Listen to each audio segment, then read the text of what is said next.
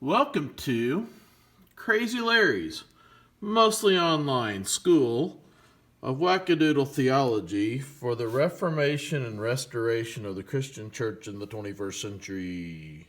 Hi, I'm Larry, and we've spent dozens of dollars to bring this to you. Hi, I'm Larry, and this is Crazy Larry's mostly online school of Wackadoodle Theology for the Reformation and Restoration of the Christian Church in the 21st century. Season 1, Episode 1, Why This Matters. In his book, Gospel Reset, Ken Ham makes the case through this entire thing that the church no longer understands how to evangelize. And in reading this book, I think he's 100% absolutely correct. And here's the case that he makes. He said the early church here was able to do a lot of evangelism in Acts chapter 2 because it was mainly a Jewish audience with a biblical Old Testament Jewish understanding. What he makes a case is that what has happened in our worldview culture, especially here in America, is that we are no longer a people with an Acts chapter 2 biblical somewhat mindset, but that we are now an Acts 17 Greek culture, mainly following evolution. And he's saying that we are still trying to evangelize this world with these techniques. And while I 100% agree with him, I really do, because this is exactly the worldview that we find ourselves in, I'm going to say this, that the reason that this little thing that we're doing here online matters is it because I right now serve in a mainline church, Disciples of Christ. The hierarchy is extremely liberal. There is lots of what I call wackadoodle stuff going on in the church today. And what we have done is that we have settled for a New Testament only or a Jesus only theology. And while that's not fundamentally wrong, what we've done is that we have not only misunderstood our Greek culture, but we are constantly and continually losing this Jewish understanding, especially of the Old Testament and how it relates with the faith that we have today. Why this matters is that we have our modern day preacher. And he has his modern day Bible, sometimes on an iPad, very rarely in an actual book. And the modern day preacher, whether it's male or female, has a problem. And their problem is what I call BITP. Their problem is, how do I get butts in the pews? Now, the reason I hate to say it that way is that because this is the core of consumer churchianity. I have pastor friends that are continually asking, how do I get more butts in the pews? Why does this matter? It matters predominantly because they have budgets to fill. They have people to pay, and they have a massive building that somehow they are in debt over. And it doesn't matter whether it's a mainline church. I serve in a mainline church. It doesn't matter if it's a mainline church, conservative church, whatever it is. Once the church leadership starts focusing on butts in the pews, and here's typically what this looks like. There is emotionalism, okay? Whether this is through music, whether it's through what you might want to call charismaticism, it is something that I want to have an experience. Now, while there's nothing fundamentally wrong with having a spiritual experience, especially in a church context, we oftentimes make this the number one thing. And where this happens is it typically happens in this type of organization, is that emotionalism is found in large gatherings. And then we do this thing, we go from large gatherings to small groups where we are able to build what they call relationships. Okay? And what this is that this is a scientific method. They have done it. It is repeatable. You can do these things over and over and over again and create a gathering. But what happens, because all of this here is designed to pay off debt, gain dollars, consumer churchianity, butts in the pew, let's keep doing this entire circle, is what happens is that much like that Acts 17 world and somewhat of the Acts chapter 2 world, we're actually losing our biblical understanding. So what Ken Ham does is that in his ministry Answers in Genesis, he wants to bring attention to creation. He wants to add to this apologetics for our faith. Why is it that we can believe the Bible? And he also wants to bring attention to the lie of what America has bought into, and the entire world, for lack of a better term, is this idea of evolution. And while he's 100% correct that this is where we need to start, you will often hear him say in his videos and in his teaching, the way to evangelize is to start with creation. Okay? 100% believe that. He also makes the case that we're also probably poised for a time for a new reformation. Now, here's the harder thing on this idea of a new reformation.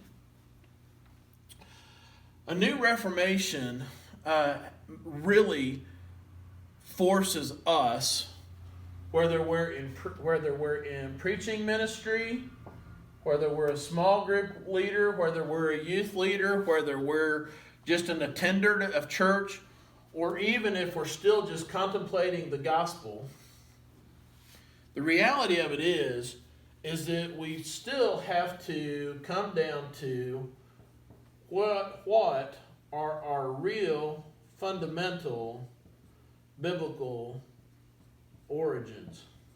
Okay? And I'm not talking about the origin story. I'm talking about the biblical origins of our doctrine.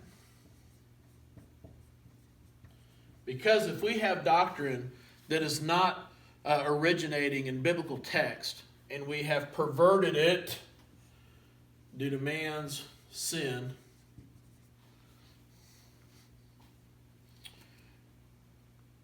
how do we recapture this?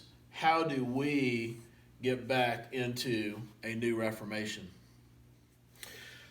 For me, the problem, especially here in America, starts with this guy by the name of Auguste Comte, who was a French philosopher in the 1840s.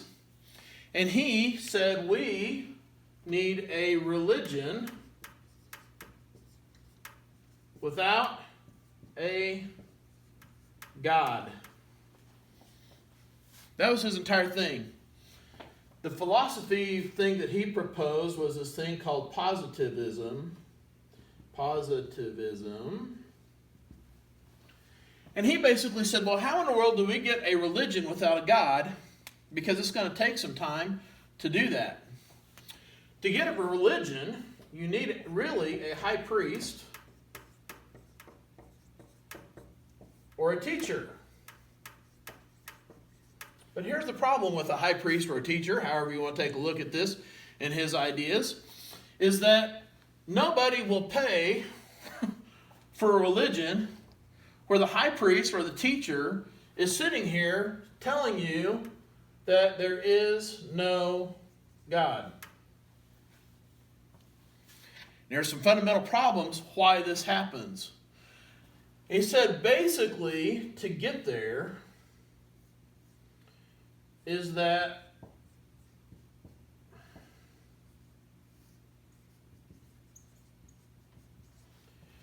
you have to, first thing you have to do to get a religion without a God is that you somehow have to eliminate the male dominance in the society and elevate the female.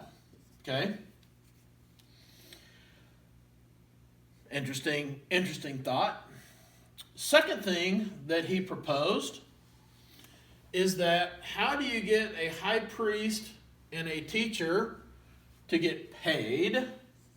Okay, how are they supposed to get paid and keep themselves? Is that they have to have some authority really over a person's success.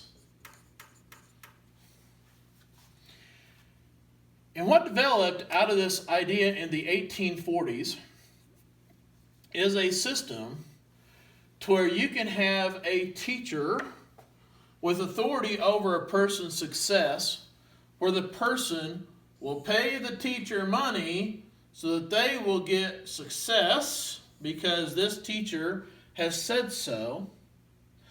It becomes a religion without a God. It is female-driven, not male-driven. Honestly, everywhere it is, it's trying to eliminate the concept of God. And what happened in Auguste Comte's world, amazingly enough, is that somewhere about 10 to 15 years later, after he came up with this great idea, a guy by the name of Charles Darwin hopped in on the scene with this idea of evolution. And they said, holy cow, we can use this guy as our poster boy, so that we can create what we now know today in America is academia. And what Auguste Comte came up with is through the college system, through the university system,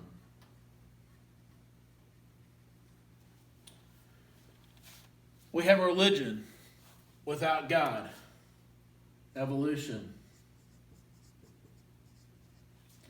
That there is a teacher who is paid, who says, yes, this person did what I asked them to do, they will be successful, and you can trust them.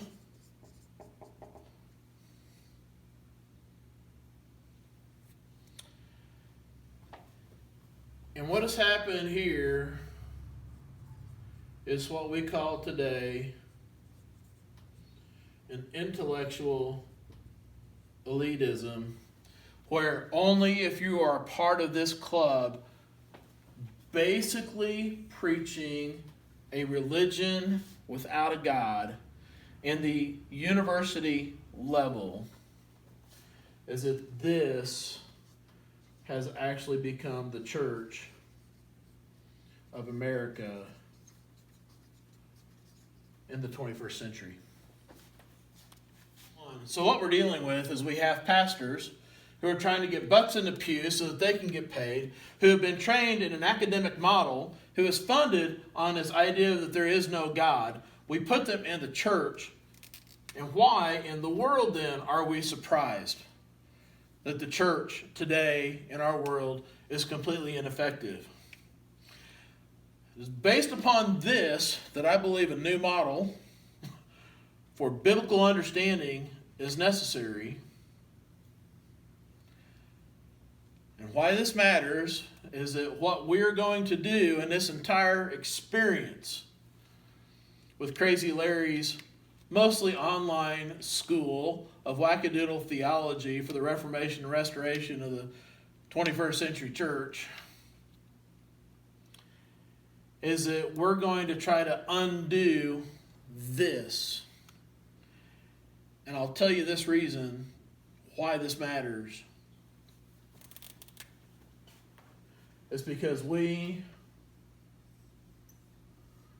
are spending our time on so many other things, and we have forgotten what Paul said, is that I preach Christ crucified, a stumbling block to the Jews, nonsense, foolishness to the Gentiles.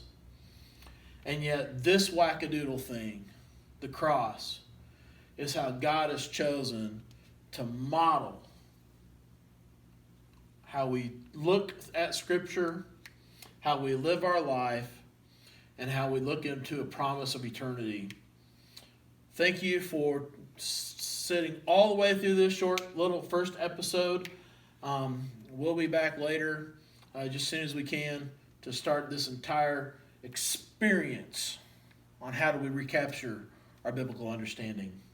See you next time.